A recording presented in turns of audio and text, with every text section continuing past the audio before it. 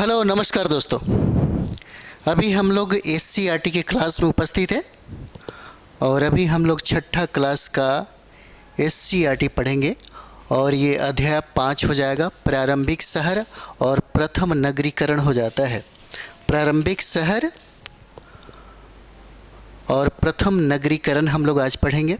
तो चलिए हम लोग प्रारंभ करते हैं, है ना। ये आप देख रहे होंगे, ये गांव का एक चौपाल है जहाँ पे लोग आपस में बात कर रहे हैं, सभ्यता और संस्कृति के बारे में ये लोग बहस कर रहे हैं।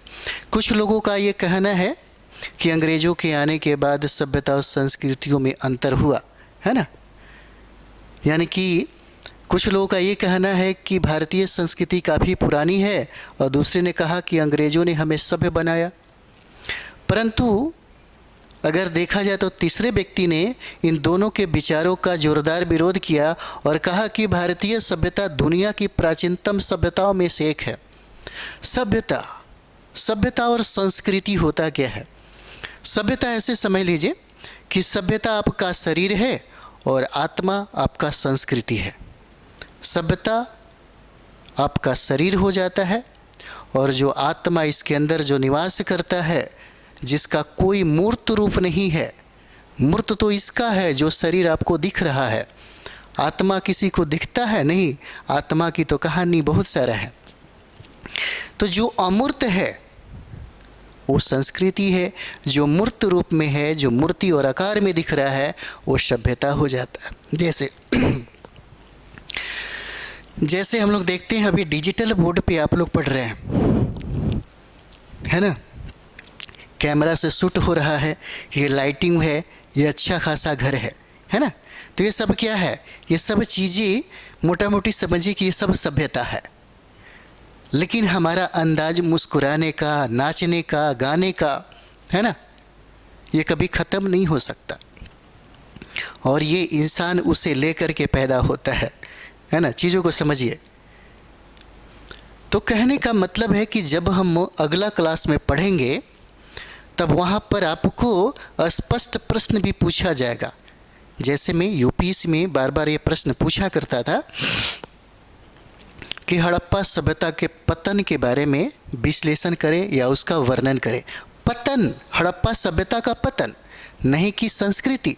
हड़प्पा सभ्यता का पतन हुआ, नहीं कि उसकी संस्कृति का पतन हुआ। और यही वजह है कि बार बार प्रश्न पूछा जाता है हड़प्पा सभ्यता के पतन के बारे में, है ना। सभ्यता में और भी चीज़ें हैं, है ना। मोटा मोटी ये चीज़ समझिए, आगे फिर क्लास में हम लोग समझेंगे, है ना। तो यहाँ पर देखिए सभ्यता और संस्कृति हो जाता है। जिस तरीके से कभी कभी ये पूछा जा सकता है कि धर्म और दर्शन में क्या अंतर है। तो धर्म ऐसे समझ लीजिए, धर्म आपका हो गया भारत, और भारत के बारे में जितना भी 4 घंटा आप बोल रहे हैं ये हो गया दर्शन, है ना। धर्म और दर्शन में ये अंतर हो जाता है ना। जैसे मानते हैं कि आप बहुत ही खूबसूरत कोई लड़की हैं, है ना, तो आप जो लड़की हैं ये हो जाता है धर्म, और आपके बारे में जो अच्छा और बुरा कहने वाले जो भी कह रहे हैं वो सब क्या है? दर्शन है ना। अब समझ में आ गया होगा, है ना। चलिए टर्म समझते रहना चाहिए क्योंकि टर्म का बहुत वैल्यू है। चलिए आगे हम लोग बढ़ते हैं। अब ये जो आप मैप देख रहे होंगे, यहाँ पर जो भी मैप आप देख रहे हैं, है ना, ये धातु युग का मैप हो जाता है। पहले धातु युग क्या है इसको हम लोग समझ लें। हम लोगों ने पाषाण काल को पढ़ा था और पाषाण काल को 3 भागों में बांट के पढ़ा था। पूरा पाषाण काल हो जाएगा, मध्य पाषाण काल हो जाएगा और नव पाषाण काल हो जाता है। नव पाषाण के ख़त्म होने के बाद नव पाषाण काल का समाप्त, यानी कि जो काल है उसकी समाप्ति के बाद एक नया काल आया जिसको हम लोग ताम्र पाषाण काल के नाम से जानते हैं। जैसे में आप देखते होंगे नव पाषाण काल के लोग पत्थरों का इस्तेमाल तो करते थे, लेकिन वहाँ पर नव पाषाण काल के लोग उस पत्थरों का, पॉलिशदार पत्थर का इस्तेमाल करने लगे, धारदार हथियारों का इस्तेमाल करने लगे। यानी पत्थर उस समय भी अपने जीवन में वो लोग यूज करते थे। तो यहाँ पे हम लोग देखे हैं ताम्र पाषाण की अगर बात किया जाए, ताम्र और पाषाण देखिए दोनों, इसका मतलब ये है कि यहाँ पे लोगों ने सबसे पहले तांबा को खोज लिया, तांबा को खोज लिया और तांबा और पाषाण दोनों के संयुक्त रूप से, है ना, लोगों ने जीवन जीना यहाँ पर शुरू किया। और यही वजह है कि तांबा और पत्थर का इस्तेमाल इस युग में होने लगा, जिसके वजह से हम इस युग को ताम्रपाषाण काल के नाम से जानते हैं। इसको कैल्कोलिथिक एज भी कहा जाता है। यहाँ पर कैल्कोलिथिक एज भी कहा जाता है यहाँ पर, यानी कि इंसानों ने तांबा का खोज किया। सबसे पहले मानव ने तांबा का ही खोज किया। लेकिन जब हम लोग कालक्रम की अगर बात करेंगे तो पता चलता है कि सबसे पहले, यानी कि दुनिया में सबसे पहले हड़प्पा वासियों ने ही कांसा का निर्माण किया। और कांसा बनता है तांबा और टीन को गलाने से, यानी कि पूरी दुनिया को जो कांसा का ज्ञान था, कांसा का जो तकनीक था, हड़प्पा के वासियों ने ही पूरी दुनिया को सिखाई। लेकिन यहाँ पे हम लोग बात करें, है ना, कि नवपाषाण युग के बाद एक युग आता है जिसको हम लोग ताम्रपाषाण युग के नाम से जानते हैं। ताम्रपाषाण युग के नाम से हम लोग जानते हैं। और यह हड़प्पा के पूर्व के काल हो जाता है ना, हड़प्पा के पूर्व के काल हो जाएगा। और यहाँ पर एक चीज़ और भी देखेंगे, ये ताम्रपाषाण काल के जो लोग थे यह ग्रामीण अवस्थाओं में रहा करते थे, यानी कि ग्रामीण अवस्थाओं में रहते थे। और वहाँ पर ये लोग कभी भी पक्की ईंटों का इस्तेमाल नहीं करते थे घर को बनाने के लिए। अक्सर ये देखा गया है कि कच्ची ईंटों का इस्तेमाल होता था और वहाँ पे जो मिट्टी है उसी से वो लोग पुताई वगैरह करते थे, उसी पे वो लोग मतलब घर बनाते थे यहाँ पर। और यहाँ पर एक चीज़ देखेंगे कि ताम्रपाषाण काल में अगर हम लोग यहाँ पर कुछ क्षेत्र की अगर बात करें तो इसका क्षेत्र बहुत व्यापक था। इसका क्षेत्र जो है बहुत व्यापक था, जो आप देख रहे हैं। दक्षिण भारत से लेकर के जितना भी आपको ये क्षेत्र दिख रहा है, ये सारा का सारा जो क्षेत्र है, महाराष्ट्र, ये बिहार का क्षेत्र हो गया, है ना, बंगाल वगैरह का क्षेत्र देखते हैं, कश्मीर का सारा क्षेत्र देख रहे हैं। इतने सारे क्षेत्रों में ये जो ताम्रपाषाण काल का जो क्षेत्र था ये सारे यहाँ तक फैला हुआ था, है ना। ये देख सकते हैं नर्मदा, ताप्ती, गंगा, यमुना, सब जगह इन लोगों का फैलाव यहाँ पर था, है ना, विशाल क्षेत्र में। जैसे में अगर हम लोग बात करें यहाँ पर तो थोड़ा सा और भी देख लिया जाए, है ना। अगर हम लोग यहाँ पे ताम्रपाषाणिक बस्तियों के बारे में बात करें तो यहाँ पे देखिएगा, ये दक्षिण पूर्वी राजस्थान में ये लोग बसे हुए थे, है ना। और ये दक्षिण पूर्वी राजस्थान में अगर देखा जाए तो यहाँ पर देखिएगा, यहाँ पे जो क्षेत्र है ना, एक हो जाएगा। और यहीं पे बहुत सारी संस्कृतियाँ जो है फली फूली, जैसे आहर संस्कृति। तो आहर संस्कृति के बारे में अगर हम लोग देखें तो देखिए, ये आहर संस्कृति के कालखंडों के बारे में अगर हम लोग बात करें तो ये देखिए 2100, है ना, ये देख ली 2100 से लेकर के यहाँ पर जो 1500 ईसा पूर्व के अंतर्गत इसको रखा जाता है, आहर संस्कृति को। और यहाँ पर कहा जाता है कि यहाँ पर तांबा का सबसे बड़ा भंडार था। और यही वजह है कि आहर को, है ना, यही वजह है कि आहर का प्राचीनतम जो नाम है, प्राचीनतम नाम ताम्बवती हो जाता है, ताम्बवती, है ना, ताम्बवती नाम इसको रखा जाता है। और प्रारंभ में सबसे पहले आहर संस्कृति के लोग ही तांबा से परिचित हुआ, तांबा से ये लोग सबसे पहले परिचित हुआ यहीं पे ही। उसके बाद देखते हैं यहीं दक्षिण पूर्व राजस्थान में एक और संस्कृति है जिसको गिलुंद संस्कृति कहते हैं। आगे चल के हम लोग पूरे पढ़ेंगे पूरे डिटेल्स में, है ना। यहाँ पर है बहुत सारे संस्कृतियों का जो हम लोग मैप में अभी देख रहे थे, है ना। अभी हम लोग मैप में यही सब चीज़ें देख रहे थे, इतनी सारी जो संस्कृतियाँ हैं। उसके बाद यहाँ पर देखिए, यहाँ पर कहता है मध्य प्रदेश के पश्चिमी भाग में, ये जो मध्य प्रदेश का जो पश्चिमी जो भाग आपको दिख रहा है ना, मध्य प्रदेश का जो पश्चिमी भाग आप देख रहे हैं, यहीं पर मालवा, कायथा और एरन संस्कृति जो है यह फला फूला, है ना। यहीं पर आपका मालवा, है ना, कायथा और एरन संस्कृति जो है यह फला फूला है, यहीं पे मध्य प्रदेश के पश्चिमी भाग है। और उसके बाद जो पश्चिमोत्तर क्षेत्र का हम लोग देख रहे हैं, महाराष्ट्र का जो क्षेत्र है, ये महाराष्ट्र का, यहाँ भी यहाँ भी ताम्रप्रसानिक संस्कृतियाँ मिलती है। और बहुत इम्पॉर्टेंट है, जब हम लोग ये बिहार के क्षेत्र में आते हैं, बिहार के क्षेत्र में, तो ये देखिए बिहार में आपको क्या हो जाता है, ये सेनुआर हो जाएगा, सोनपुर हो जाता है। ये सेनुआर का जगह पूछा जाता है, ये सेनुआर हो जाएगा, है ना। और सेनुआर के बाद ये सोनपुर का क्षेत्र हो जाता है। और ताराडीह से भी ताम्रप्रसानिक संस्कृतियों का साक्ष्य हमें प्राप्त होता है, यहाँ से प्राप्त होता है। हमने कहा था कि ताम्रप्रसान कालीन जो समाज था वो ग्रामीण समाज था, है ना, ग्रामीण समाज था। जब ये समाज ग्रामीण था तो यहाँ पे निश्चित तौर पे वो लोग पशुपालन करते होंगे, कृषि करते होंगे। तो यहाँ पे पशुपालन में अधिकतर यहाँ पर गाय, है ना, भेड़, बकरी, सूअर, है ना, सूअर और बैल की भी प्राप्ति हुई है। कहा जाता है कि शायद वहाँ के जो लोग थे वो गाय का मांस खाते थे। और यहाँ के जो लोग थे वो घोड़े से परिचित नहीं थे, घोड़े से परिचित ये नहीं थे यहाँ के लोग, है ना।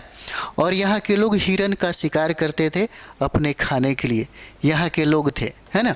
और यहाँ पे अगर देखें तो ऊँट के भी कुछ अवशेष हमें प्राप्त होते हैं इस ताम्रप्रसानिक संस्कृतियों से। उसके बाद और भी कुछ बातें हम लोग कर लें, है ना। और ये सारा जो साइट है जो हम लोग अभी देख रहे हैं, ये सारा का सारा जो साइट है, यहाँ से प्रश्न पूछा जाता है आपसे। जैसे ताम्रप्रसान संस्कृति का सबसे बड़ा जो संस्कृति है उसका नाम है इनाम गांव, है ना। इनाम गांव अगर आप पढ़ेंगे, आप इनाम गांव, है ना, तो इनाम गांव सबसे बड़ी बस्ती हो जाती है, सबसे बड़ी बस्ती होता है। इनाम गांव जो है यह सबसे बड़ी बस्ती होता है। कहा जाता है कि लगभग यहाँ पर 100 घर थे और 100 घर थे।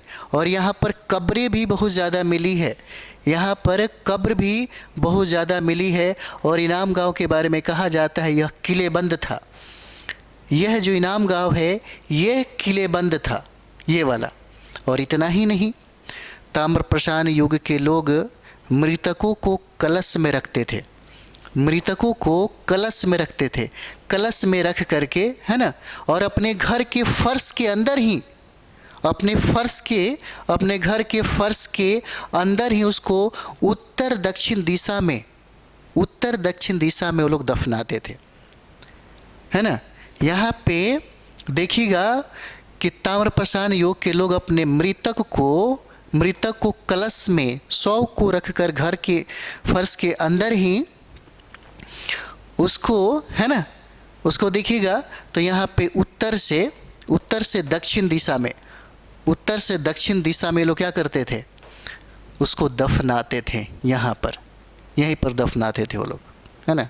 तो ये सब चीज़ें आगे चल के बहुत डेवलप होने लगता है, आगे चल के बहुत सारा चीज़ें, क्योंकि इतिहास जो है अगर हम लोग बात करें यहाँ पे, तो जैसे देखिएगा यहाँ के जो लोग थे, ऐसा नहीं था कि अंधविश्वास में वो लोग विश्वास नहीं करते थे, क्योंकि यहाँ पर देवी की मूर्तियाँ भी प्राप्त हुई है। मातृ देवी की मूर्तियाँ प्राप्त नहीं, यानी कि अगर यहाँ पर देखें तो मातृ देवी की पूजा लोग यहाँ पर करते थे, मातृ देवी की।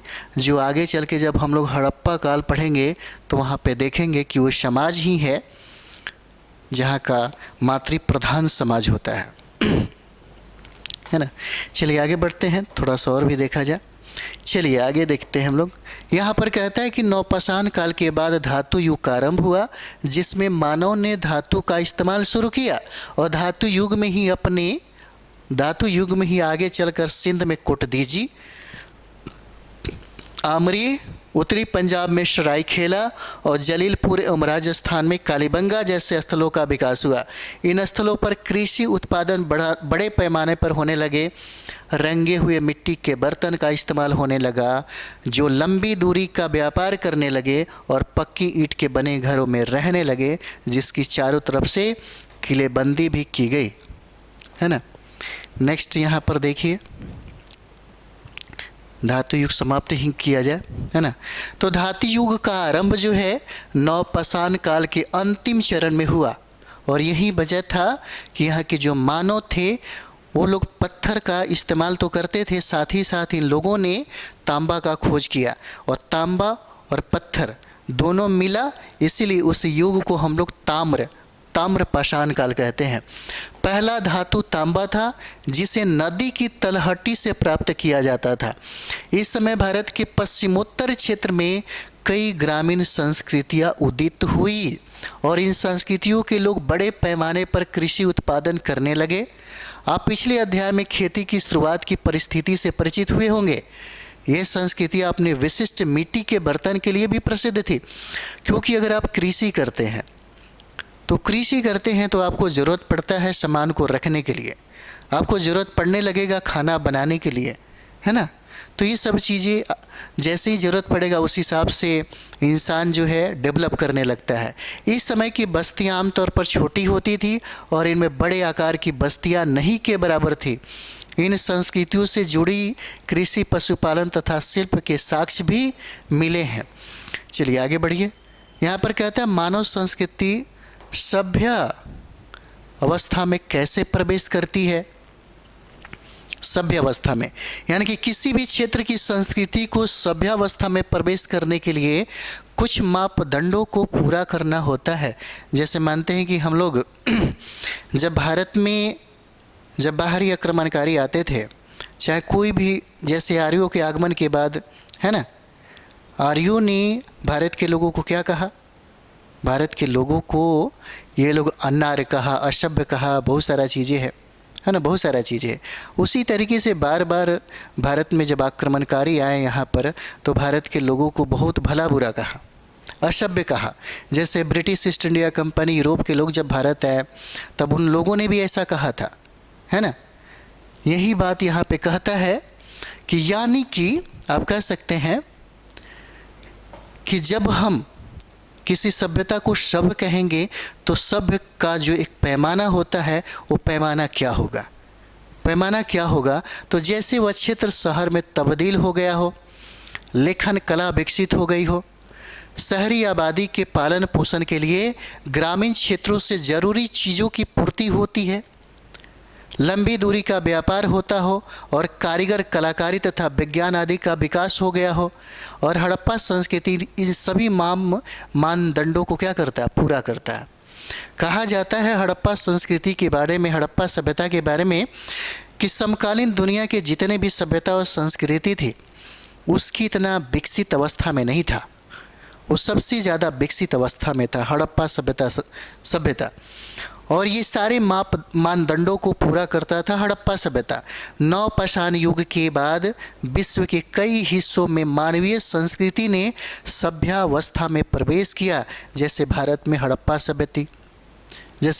हड़प्पा सभ्यता और इराक में मेसोपोटामिया की सभ्यता और मिस्र की सभ्यता और चीन की सांग सभ्यता, है ना, चीन की सांग सभ्यता हो जाता है।